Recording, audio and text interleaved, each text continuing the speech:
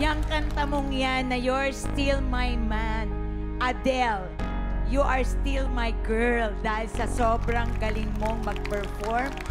Napaka-intense ang iyong performance. Yung iyong growl. Yung gano'n talaga. Sobrang magaling ka tonight. Thank you po, Miss Ai. Gusto ko yung buo ng boses mo, meron siyang depth, pero meron din siyang mataas. I think malawak din yung range mo. Ang pinakagusto ko nga is nalalagyan mo ng emosyon yung boses mo.